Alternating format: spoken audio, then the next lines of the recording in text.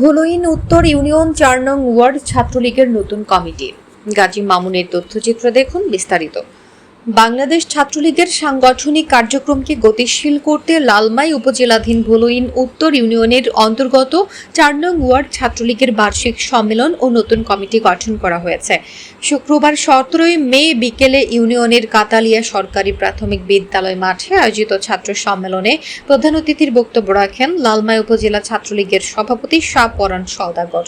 সম্মেলনে প্রধান বক্তার বক্তব্য রাখেন উপজেলা ছাত্রলীগের সাধারণ সম্পাদক আরিফুল ইসলাম রাব্বি।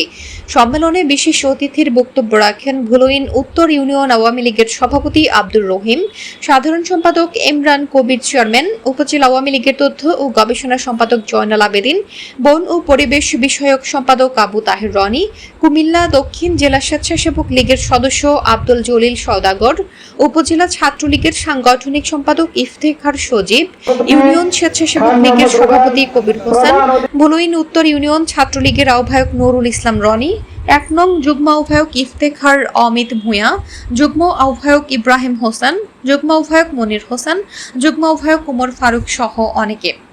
ওয়ার্ড ছাত্রলীগের সদ্য বিদায়ী সভাপতি রুবেল হোসেনের সভাপতিত্বে সম্মেলনে উপস্থিত ছিলেন ইউপি সদস্য হাবিবুর রহমান, ইউনিয়ন যুবলীগের যুগ্ম আহ্বায়ক দেলোয়ার হোসেন, ওয়ার্ড আওয়ামী লীগের সভাপতি মফিজ মেম্বার, সাধারণ সম্পাদক সাজেদুল হক ভূঁইয়া, ইউনিয়ন ছাত্রলীগের যুগ্ম আহ্বায়ক আলিফ মজুমদার, যুগ্ম আহ্বায়ক নাজমুল হাসান, যুগ্ম আহ্বায়ক আলামিন, মিনহাজ মজুমদার সহ অনেকে। সভায় ওয়ার্ড ছাত্রলীগের পূর্বের কমিটি বিলুপ্ত করে নতুন কমিটিতে ফাহানকে সভাপতি, স্বাধীনকে সাধারণ সম্পাদক ও শুভকে সাংগঠনিক সম্পাদক করে আংশিক কমিটির নাম ঘোষণা করা হয়।